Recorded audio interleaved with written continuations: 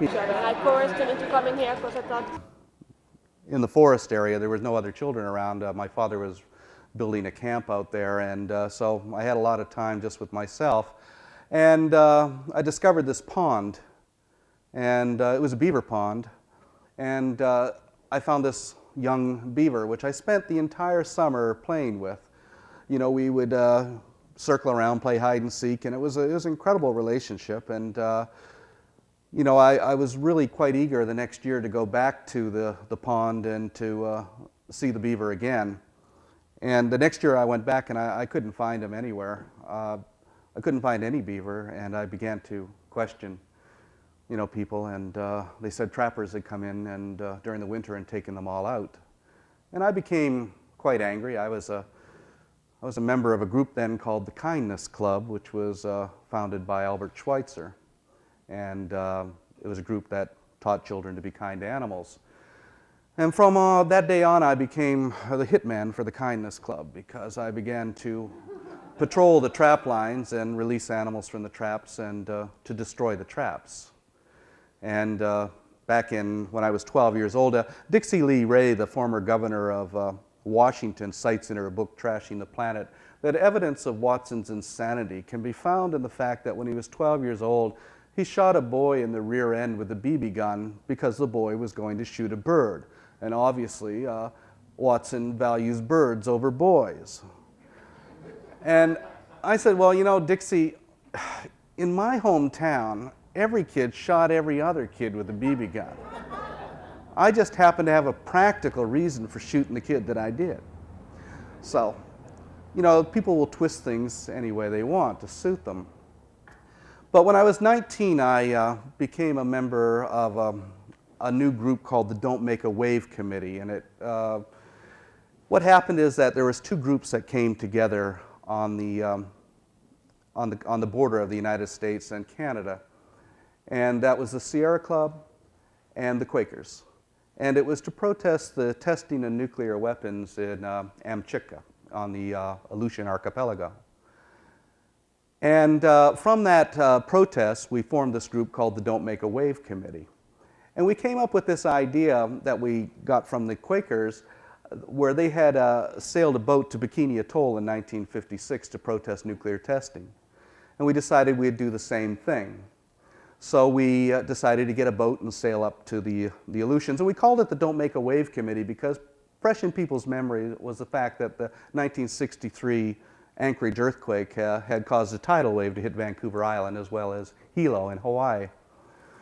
So at one of the early meetings, however, Bill Darnell, who was our cook on the first boat, somebody left the meeting and said peace and flashed the V sign, and he said, well, make it a Greenpeace. And we said, gee, that's a great name. You know, we'll call the boat the Greenpeace. So it was the Greenpeace and the Greenpeace II that sailed to Amchitka. And in 1972, we changed the name of the Don't Make a Wave Committee to the Greenpeace Foundation, taking the word foundation from Isaac Asimov's book, The Foundation Trilogy. We were all science fiction fans at the time. And, but then we went on to expand into other issues. And one of the reasons that Greenpeace became such a successful organization, it was really the first environmental organization to understand that we live in a media culture, that the media defines reality.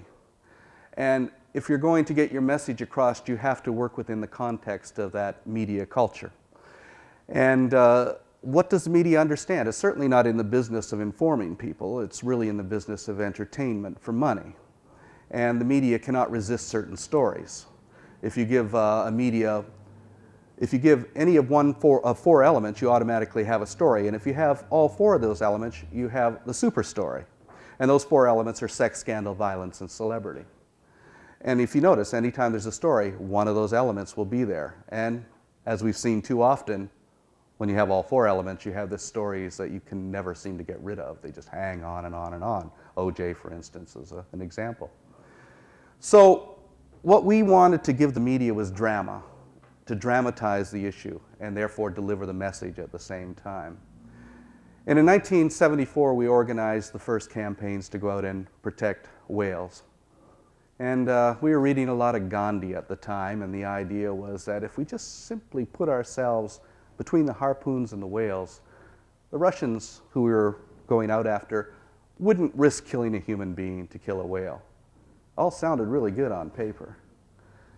And so I found myself in June of 1975 in a little rubber boat with Bob Hunter 60 miles off the coast of Eureka, California. Behind me was a 150-foot steel harpoon vessel bearing down on us in 20 knots, and in front of us, 8 magnificent sperm whales that were fleeing for their life. And the seas were very rough. We'd see the whales disappear over the swells, and we'd see the whaling ship rise up behind us. And the tactic worked for about 20 minutes. Every time the harpooner tried to target one of the whales, I would maneuver the boat and block his path. Then the captain came out down the catwalk, walked up to the harpooner, screamed in his ear, turned to us, smiled and brought his finger across his neck. That's when I realized Gandhi's principles were not going to work here. And a few minutes later, there was this horrendous explosion, and this 150-pound grenade-tipped harpoon flew over our head and slammed into the backside of one of the whales in the pod. And she screamed. It was like a human scream. It was really unnerving. It was certainly nothing that we expected. And there was a fountain of blood, and she rolled over on her side. And at the exact same moment, the largest whale in the pod rose up, dove, and slapped the water with his tail and disappeared.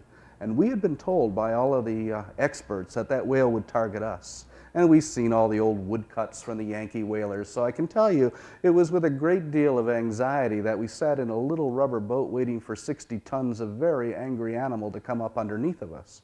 And as we sat there, suddenly the ocean erupted, and I turned in time to see this whale hurl himself straight at the harpooner on the Soviet vessel, not at us.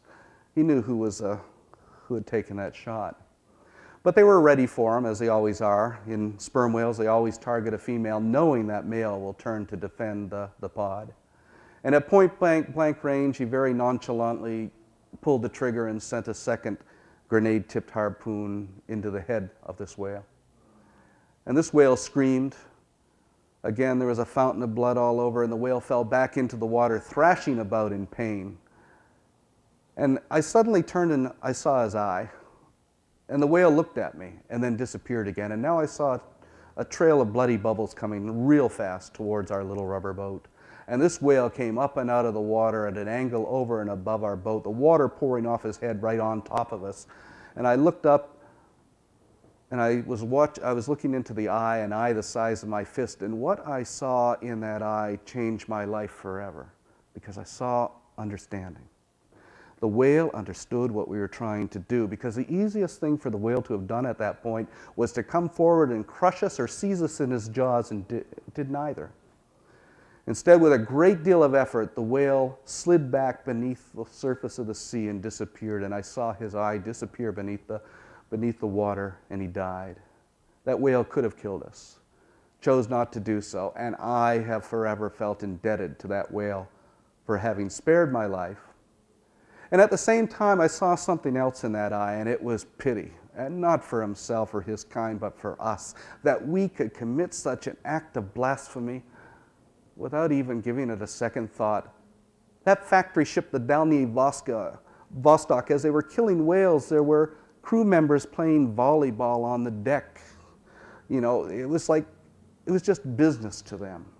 And I began to think, why were these whales being killed?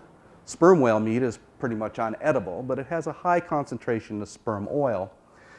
And it's used primarily as a high heat resistant oil for heavy duty or for complex machinery. And one of the purposes was as a lubricating oil for intercontinental ballistic missiles. And I said, here we are, destroying this intelligent and beautiful creature to provide a product meant to manufacture a weapon meant for the mass destruction of humanity. And that's when it occurred to me that we were insane. The entire species was insane. And that's when I said to myself, I'm here to defend whales. I'm here to defend the oceans, whether people like it or not.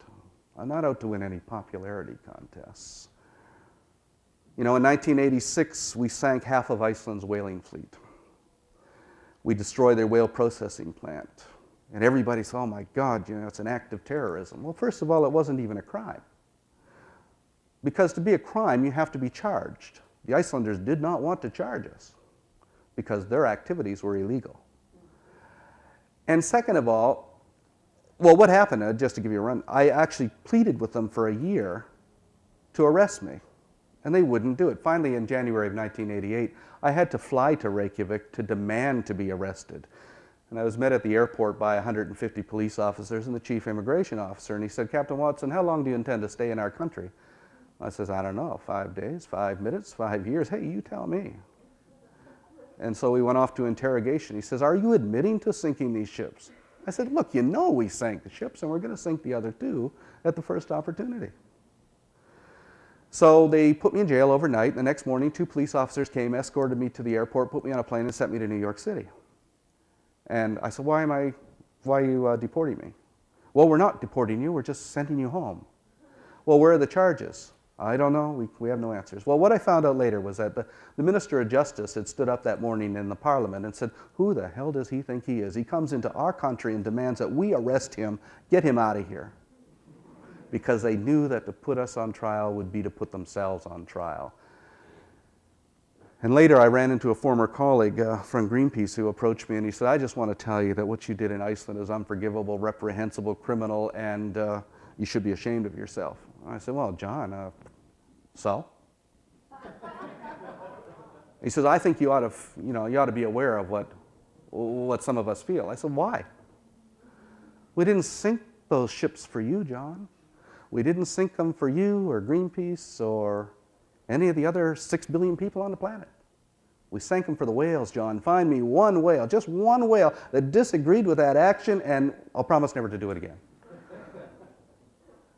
But see, it's very difficult for people to comprehend putting priorities towards other species over and above our own. I was arguing with a Norwegian whaler one time. He says, "Watson, you say that whales are more intelligent than people. I find that this is a stupid, stupid remark. How dare you say such a thing?" I said, "Well, George, the intelligence can be measured in different ways. I happen to measure intelligence by the ability to live in harmony with the natural world." And he says, "Well, by that criteria, cockroaches are more intelligent." I said, "George, you're beginning to understand what I'm saying." What I said, when I left Greenpeace in 1977, I left an organization which was a protest organization because I didn't really feel that I wanted to protest anymore. I set up the Sea Shepherd Conservation Society as an interventionist organization. We don't protest. We intervene against illegal activities. And although it's perceived that we do illegal things, our history shows that, we get away with what we're doing because our targets are themselves illegal activities. And it's a complex thing because most people think if you're making money, then somehow it's legitimate, even if it's illegal. But we're also an educational organization. The first whaling vessel that I targeted was in 1979, and that was the pirate whaler, the Sierra. The Sierra was a notorious whaling vessel. It had killed 25,000 whales since 1958. Why I call it a pirate whaler is that nobody knew who owned it. It flew the Cypriot flag, but it was owned by the Beacon Sierra Limited of Liechtenstein, which was owned by Sierra Trading Company of Cyprus, which was owned by Ultramarine Shipping of Liberia, which was owned by Beacon Trading of South Africa, which was then in turn owned 25% by Forenkensbanken of Norway and 75% owned by the Taiyu Fishing Company of Japan, all of which denied anything to do with it. So it's pretty hard getting to the bottom of who owns these ships. So what I did was I left Boston on July 3rd with the intention of tracking it down and putting it out of commission. Had no way of knowing where it was. I knew it was somewhere between the north coast of Portugal and halfway down the coast of Africa. But I thought I'd just start at the top and work down. And on the way, we stopped in the Azores and then left the Azores. And a day later, I had to stop the ship for about 6 hours because of a migration of loggerhead turtles. And I didn't want to run them over, so we stopped the ship and we spent the 6 hours swimming with and filming the turtles, having a great time with these turtles. Well, as it turns out, if I had not have stopped the ship, I would have missed the Sierra because I crossed its course line the next day at noon, and she was going south and we were going east. So we, 200 miles off the coast of Portugal. It's an impossible connection, but I always say if it wasn't for the turtles, it wouldn't have happened. And when the Sierra saw us, it began to run, and we chased it into the port in Porto in Portugal after a 20-hour chase. And now I had a problem. I was going to ram the vessel at sea, but the seas were too rough and I couldn't control it and I couldn't risk not hurting anybody. So I got the ship into the harbor and then I brought my crew together and I said, look, you know, I can't say you're not going to get hurt, but I can pretty much guarantee you if you stay on the ship and do what I want to do, you're going to go to jail in Portugal. So it's your choice. You got 10 minutes, make the decision and decide what you want to do. I had 20 crew members, including myself. 10 minutes later, I had 3 crew members, including myself. 17 of them got off. And fortunately, the 2 that stayed, Peter Wolf and Jerry Daron, were engineers, so we were able to cast off the ropes, and I headed out across the harbor straight for the Sierra, which was drifting. It wasn't at anchor. It was waiting for instructions. I came at it at full speed and slammed it across the bow to give them a warning blow and to destroy their harpoon, then did a 360-degree maneuver and hit the midships and split them open to the waterline, and then took off up the coast of Portugal with the Portuguese Navy in pursuit.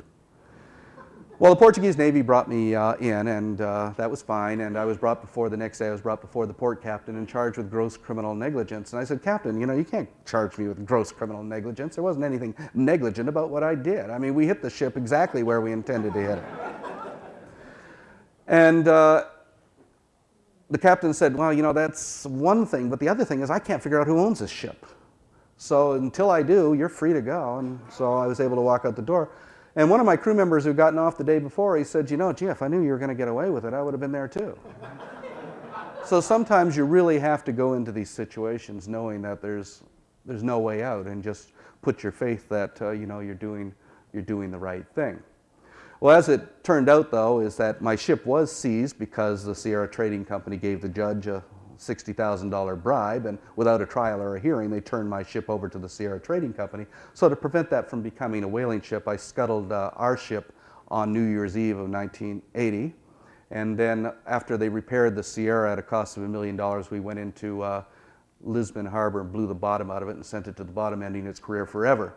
And then that same year, we sank half of the Spanish whaling fleet, the ISPA-1 and the ISPA-2, shutting down all pirate whaling operations in the Atlantic in 1980. Something the International Whaling Commission had been trying to do for 20 years. And I said, well, the solution is you've got to stop talking about it at some point and actually go out and do something about it. We don't set ourselves up as judge and jury. I'm not here to say that, you know, I'm deciding these people are doing something wrong, I disagree with it, and I'm going to shut it down. We always use international law to back up our approach. And we operate in accordance with the United Nations World Charter for Nature that states that any non-government organization, individual or nation state, is empowered to uphold international conservation law, and especially in areas beyond national jurisdictions. And I use that in court. You know, I have been arrested a few times without any convictions, but I did use this in court in Newfoundland because in 1993 I chased the Cuban and Spanish drag trawlers off of the nose and the tail of the Grand Banks for taking cod after the moratorium on cod had been passed. And Canada was making all the fuss about all of this, but it was the Canadians who arrested me for intervening against the vessels that the Canadian government had been complaining about, which I thought was a little strange. But we went out and we chased them there, and I was arrested and I was brought in and I was charged with 3 counts of criminal mischief. Doesn't sound like a very heavy charge, you know, mischief. It's like you went out and you know painted on somebody's window or something. But in Canada, mischief is like conspiracy. It's what they charge you with when they can't get anything else on you. But 2 charges of criminal mischief endangering life carries life imprisonment. 1 charge of endangering property, 10 years. I was facing 2 times life plus 10 for saving fish at the same time OJ was on trial for doing a mere 2 times life for murder, facing that. And anyway, our trial went on for 4 weeks, and the Canadian government was absolutely positive they were going to get a conviction because I am not the most popular person in Newfoundland after years of fighting the seal hunt there. And I could tell that the jury was not going to be very friendly. I also learned something very important in jury trials. Forget the evidence. They either like you or they don't. You know, and I could see right away that most of them didn't like me. So, except for 2 old fishermen. And I knew I was on the right track because every time the prosecutor said something, they would roll their eyes, you know. And because they didn't trust a thing any government spokesperson had to say. But my defense was open like this. My lawyer went before the jury. He says, ladies and gentlemen of the jury, I'm going to tell you that we're not going to admit we didn't. We're not going to say we didn't do this. We're going to say that we did do it. We're proud to have done it, and we're going to do it again. That was our opening defense. And our reason was our defense was the United Nations World Charter for Nature. Canada brought in a law professor from the University of Toronto. They spent $4 million on this case. But this law professor came in and argued that the Charter for Nature didn't mean anything under Canadian law, so therefore it wasn't applicable.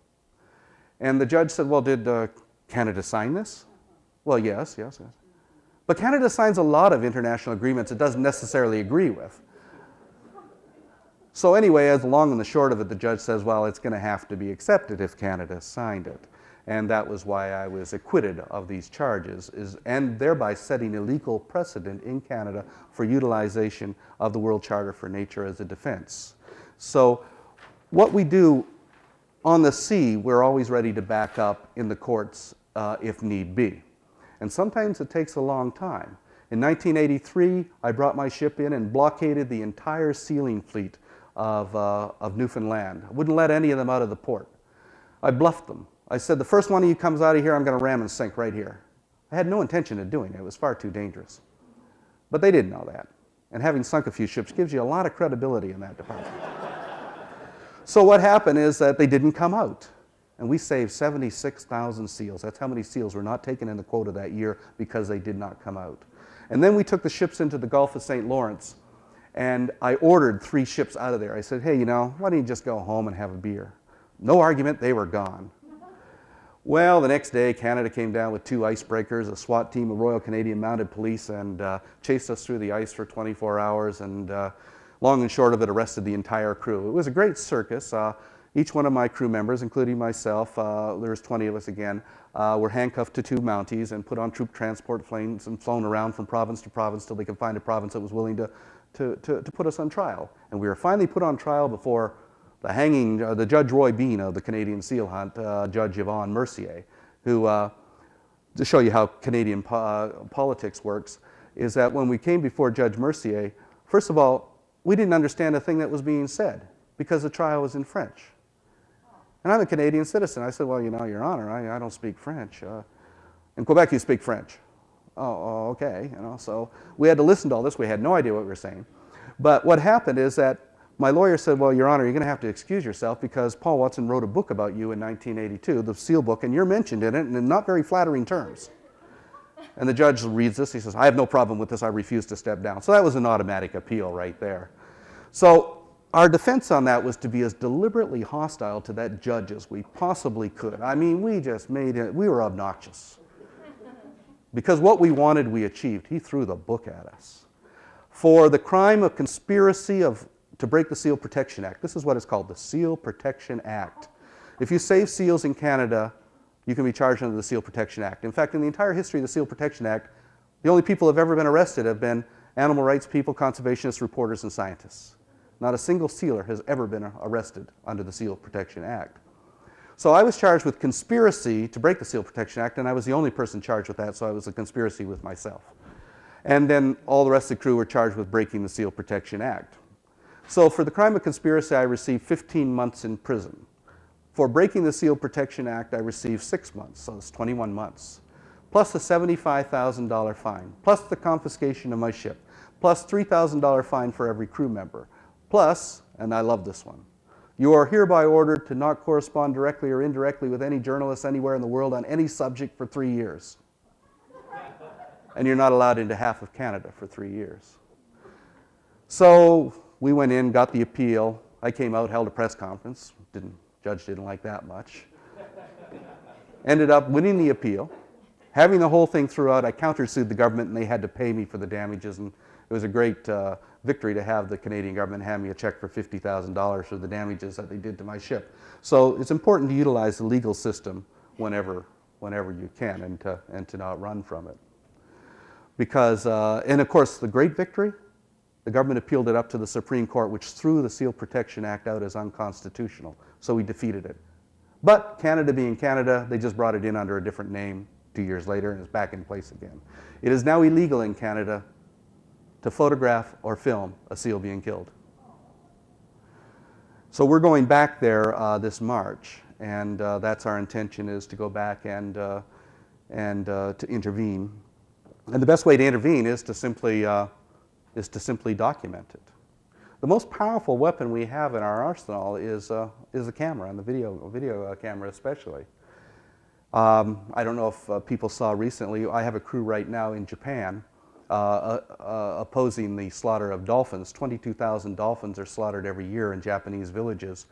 And they, on October 6th, they killed 60 dolphins, and the entire bay was red with blood, and that photograph went pretty much on the front pages of every newspaper around the world and really put a lot of pressure on the Japanese. My crew is still there, and it's an extremely hostile position. Actually, my wife is leading the crew, and she calls me every day, and they have 5 police officers for every person following them around. And you know, the fishermen are being a little strange. It's some big insult if you're a woman there. I mean, if they they urinate in front of you or something, and that's supposed to be, they do that a lot, she says. She says, to the point where it's getting a little amusing. But the point is that we're making a difference. They have killed dolphins and whales this year, but half of what they killed last year at this time, because they've been instructed by the government that nobody is to film or photograph what they're doing. And so they're trying to kill these dolphins and at the same time keep us from filming and photographing it. And they've gotten to such bizarre tactics as putting giant tarpaulins along the bay to block off the bay from any views from the shore. And you know, our crew have been assaulted. In fact, on October 3rd, 3 of our crew were assaulted, and we called the police, and the police came and arrested us. But of course, we had it all on video, so we were okay.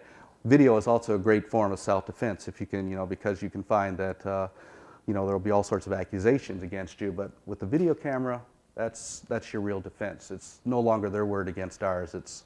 We've got the evidence there.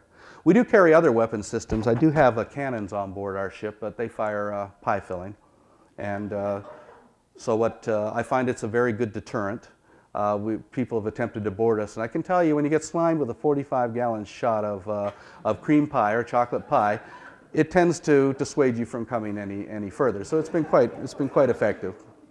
In fact, in 1985, the Faroese tried to board us when we were intervening against the Faroese pilot whale kill there, and I repelled them with the chocolate. And oh, by the way, this isn't real good chocolate. I get it's U.S. Department of Agriculture surplus. It comes in barrels, and it sits on my deck in all seasons, and nothing ever grows on it, So it's not really food. But anyway, I was charged in Denmark. They charged me with attempted murder, and then when it came out that it was chocolate, they dropped the charges. But so it was a little embarrassing there for them. But so one of the things, of course, is you always have to try and employ humor as a tactic too, and that. Our strength lies in the fact that in 25 years of doing what we've been doing, we've never caused a single injury to any person, and we haven't had any criminal convictions. And people say, well, how can you do this and get away with it? We've sunk 9 whaling ships. We have destroyed millions of dollars worth of long lines and drift nets. And the reason we can get away with it is because these are illegal activities. And in fact, the oceans are free for all out there. There's more illegal activity, more illegal exploitation happening in the oceans than there is legal exploitation. But unfortunately, there is a lack of political will to provide an enforcement agency to do anything about it. I mean, if we had even 10% of the energy that has been devoted to drug interception would be devoted to actually curbing illegal fishing, we would be getting somewhere. But the Coast Guard and the Navies do very little about it. As Jacques Cousteau once said, he said, If the navies of our nations had any sense of moral responsibility, they would begin to fight to save our oceans instead of playing silly little war games with each other. The oceans are dying, and as Cousteau said, they're dying in our time, but for the most part, they're out of sight and they're out of mind. Fisheries are collapsing around the world, and people just haven't caught on. You know, and what they're doing now is using other animals as scapegoats. Oh, well, the cod has disappeared because there's too many seals. Just have to kill those seals, the cod will come back. Well, let me just tell you something. When Jacques Cartier, the first explorer who came to the east coast of Canada, came into the Gulf of St. Lawrence, there were some 45 million harp, hood, and gray seals on the eastern seaboard of Canada. Now there's less than 2 million. But when Cartier first came in, there was an incredible population of cod and other fish. Cod has been reduced to less than 1% of its original numbers from 500 years ago. The cod had no problem coexisting with 45 million seals. So how could it possibly be a problem to have those seals there? In fact, when you lower seal populations, you lower the fish populations. And the reason is simple. The biggest predator of fish are other fish. Usually the medium-sized fish, the very fish that seals prey upon or dolphins prey upon. They don't go after the really big ones, they don't go after the really small ones, they go after the medium ones. Thereby keeping those medium-sized populations in check, they allow the smaller fish to rise up through the ranks. It's a system which has worked just fine for millions and millions of years until we had this thing called wildlife management that came in. Humans playing God. I call biologists who work for governments, I got a name for them, I call them biostitutes. You know, the government says, here's what we want, you justify it. And I find, like in Norway and Canada and many countries, that's exactly what happens. The justification for the political end. But the cost of this is our oceans are being destroyed. But human beings have this incredible ability to adapt to diminishment. We forget how things once were. For instance, 1965, I'm standing here and I'm saying, you know, 40 years from now, you're going to be buying your water in plastic bottles. And you're going to be paying more for that water than the equivalent amount of gasoline. In fact, water goes, anywhere from $4 to $12 a gallon these days. It's a much more valuable resource than oil. But in 1965, you would have thought I was completely crazy. Water came out of a tap. The only people who got it in bottles are a few pretentious people in Boston who wanted to mix it with their drinks or something, but, you know, bought Perrier or something. But the fact is, that was the way it was. But now nobody would think about not buying their water in bottles. I find it absolutely amazing that people are going into stores and buying water in bottles because we've forgotten how things used to be. And the same is true with fish. Now we don't have crab, we have imitation crab, which is made from pollock, which has no taste, but you grind it up with artificial flavoring and put red dye on it, make it look like crab and salad in crab salads. Turbot was a fish that when I was growing up was a fish that nobody ate because it was considered, and I hate this word, but it was considered by the fishing industry to be a trash fish. Canada and Spain are now having wars over the turbot because that's all that's left. And now if you go into a Parisian restaurant, that's what they serve, turbot. Not cod, not halibut, turbot. So it'll get down to the point where it'll just be sea cucumbers and leeches and whatever to the point at some point. Well, we keep adapting to diminishment. But the plain fact of the matter is, there's not enough fish in the ocean to continue to feed the ever-expanding populations of humanity. It's just not possible. And people say, oh, you know, well, we got salmon farming. That'll, you know, we can raise these fish on farms. Well, what they forget to tell you there is that to raise one salmon on a farm requires catching anywhere from 30 to 60 fish out of the ocean to grind up for food to feed that one salmon. So you're not solving the problem there. And in fact, you're just turning a wild animal into another domesticated animal to suffer the same kind of factory exploitation that the other animals are. And here's an amazing fact. More than 50% of all the fish taken out of the ocean is not eaten by people. It's fed to domestic animals, to dogs, to cats, to cattle, to pigs, to chickens. The entire sand eel industry, these tiny little fish, you know where you've seen them before? They're the ones in the beaks of the puffins. Puffins always look real cute with the little fish on there. Puffin populations are dying out because we are destroying the sand eels for the purpose of providing feed for chickens in Europe. So the Danish trawlers that go out and get this, that's what they're grinding these food up for. So for that reason, we have to lose puffins so somebody can eat some, so somebody can have eggs for breakfast. People have a hard time drawing the connections. There are more domestic cats in this world than there are seals.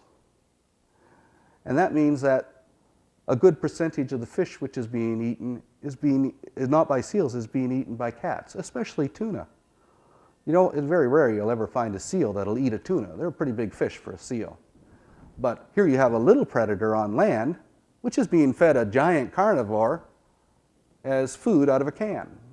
Something a little unnatural about that. And of course, you know, when we start violating these laws of ecology, that's when we find that we're causing irreparable damage to this planet. I have always guided my activities by 3 basic laws of ecology. The law of biodiversity, that the strength of an ecosystem is dependent upon the diversity of species within it. And the second is the law of interdependence, that all of these species are interdependent upon each other. And the third is the law of finite resources, that there's a limit to growth. And any species over the last 3 billion years that has not lived in accordance with those laws has perished and gone extinct. And we will be no exception. I mean, we think we're so great. I mean, we're the last surviving hominid.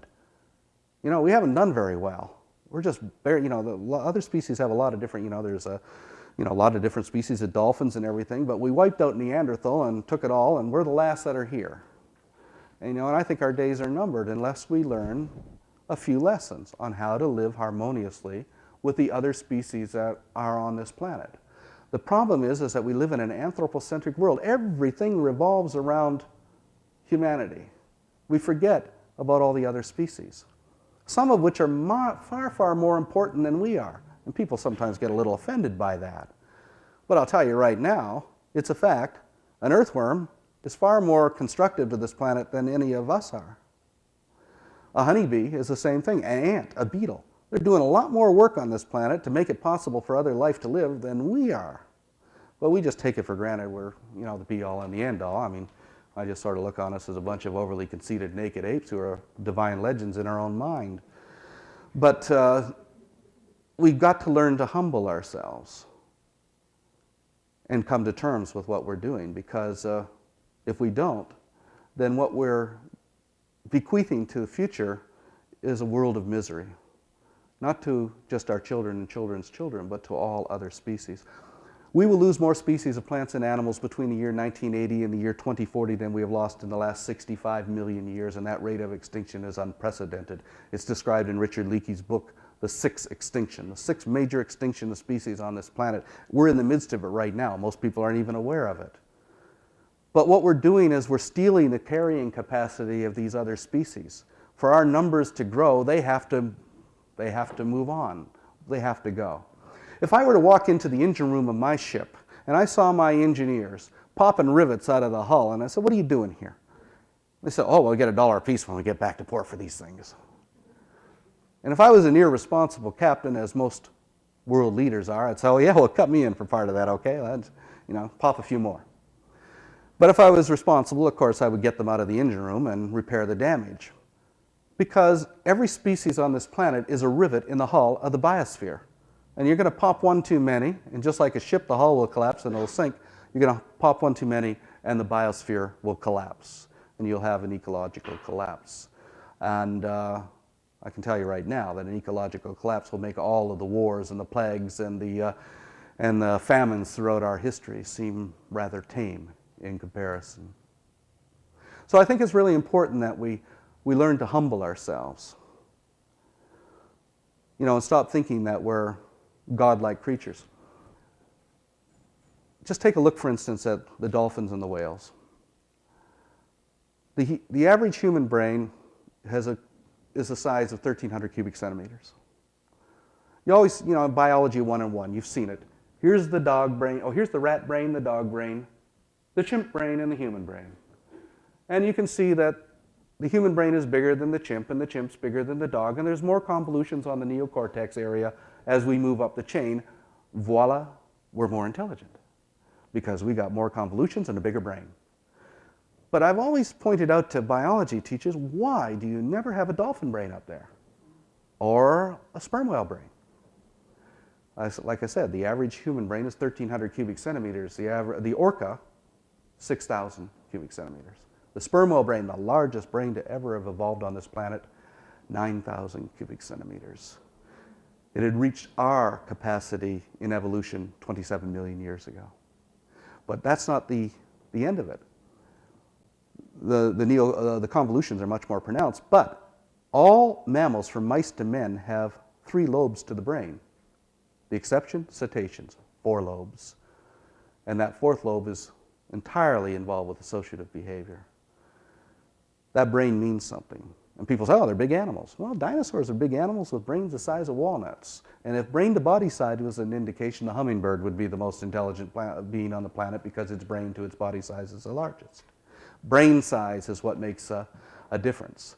But see, we are taught that something is intelligent if it can manipulate technology. If a blob of protoplasm stepped out of a spaceship with a ray gun, well, it's intelligent. You can see that right there. But we don't look on non-manipulative intelligences with any respect. Why do you need to be able to manipulate tools when you're perfectly adapted to your environment, as whales and dolphins and most other animals are? And people say, well, you know, dolphins can, and this is one I like, you know, dolphins can never go to the moon. Well, why would they want to? This is a human conceit.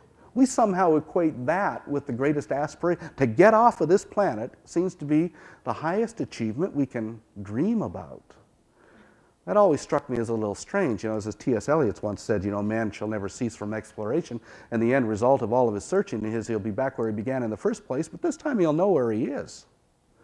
I think dolphins and whales know where they are, so they don't have to go looking off for the universe to find out where they are. But I also find it amazing that we spend billions of dollars searching through the universe for extraterrestrial life forms to communicate with when we have these intelligent creatures on this planet that we could possibly communicate with, and we spend absolutely nothing. Just as we're on the threshold of some very exciting discoveries into the possibility of this, the darker side of humanity is intent upon wiping them off the face of the planet.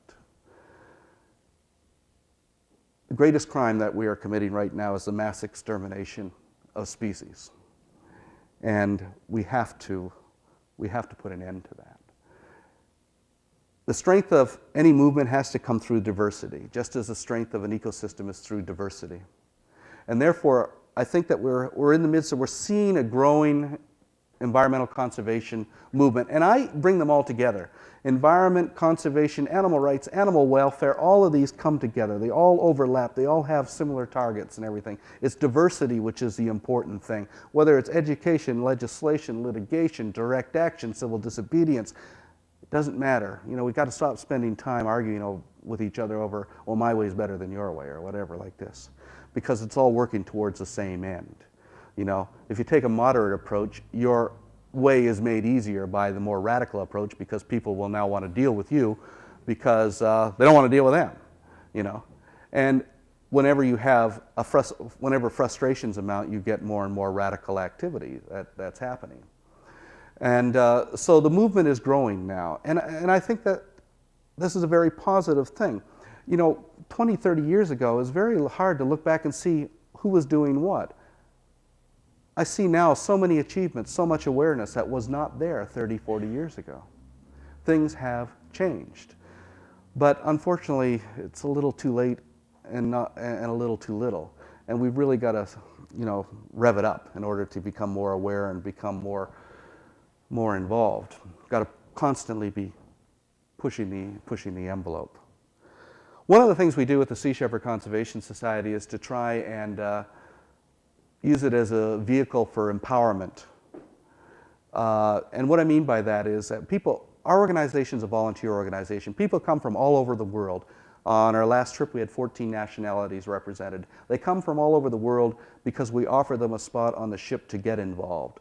And they don't have to have any special skills. We got that covered with a few individuals.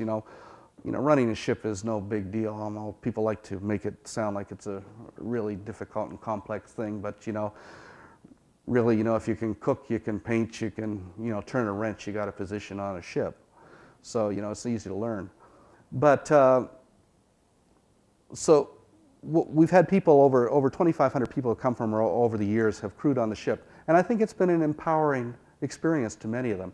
And as an example, I got a call, from a man in Glasgow back in 1983. He says, they're killing seals over here in the Orkney Islands. What are you going to do about it? I said, what am I going to do about it? I'm here on the west coast of North America. You're calling from Scotland about a seal hunt in the Orkney Islands, and you're asking me what I'm going to do about it. What are you going to do about it? He said, well, I'm just a draftsman here in Glasgow. I said, you're concerned about it, aren't you? He said, yeah. I said, well, then do something about it. And so what happened is we did go over there and we helped him, and he set up Sea Shepherd in Scotland. And he was very enthusiastic. He organized a group of people, went up to the Orkney Islands, and got on to the beach. And when the sealers arrived, he and his volunteers walked up to them, grabbed the rifles out of their hands, and threw them in the ocean. Like I said, he got really enthusiastic. Then he got arrested because a sealing boat tried to land, and he had a bowling ball with a piece of string in it. And he said it was a bomb. He was going to toss it into the first sealing boat that came in. And of course, they dropped the charges on it. They're not as paranoid there. But what happened is that he raised so much publicity that we raised enough money to buy the island, so we now own that island. So it's a Sea Shepherd Orkney Island a seal trust. And so it just shows you what one individual can do. I had another crew member who was on the Sierra campaign, and right in the middle of all this, he comes up to me and says, what are we going to do about all these abusive animals and chimpanzees? I go, Alex, we're on a ship here. We're not going to do anything about the abuse of animals in laboratories. Well, what do you expect us to do? Well, we've got to do something about it.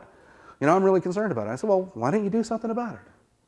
He said, well, what can I do? I said, I don't know. You're asking me what I can do, and I haven't got the faintest idea.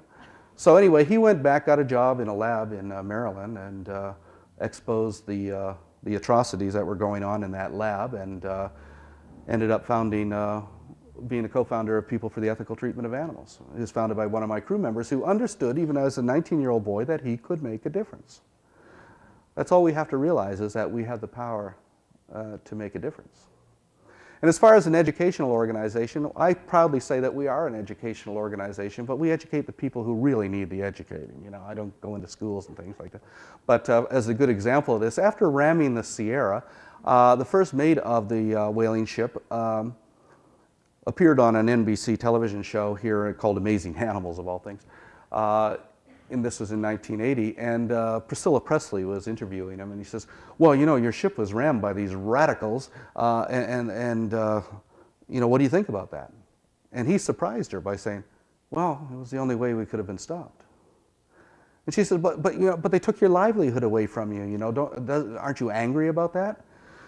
He said, well, and I've got this on transcript, and he said, no, I never thought about what I was doing before. These are just big fish. We killed and made lots of money. But when I saw people who are willing to risk their life to protect them, I began to question what I was doing. I'll never kill another whale again. And if Sea Shepherd wants me to volunteer, I'm ready to go. Now, you can talk to 300 or 400 million Americans about not killing whales, but to get one Norwegian harpooner to put down the harpoon, I think is a major educational achievement. And one of the things that Sea Shepherd does have is the respect amongst our enemies, because we're out there on the oceans. We chase them down in Antarctica. We're in the ice floes of the Gulf of St. Lawrence. We're battling them up in the North Sea. We're in all of the rough weather, and we go to the places that they go. So that gives us a fair deal of respect amongst them.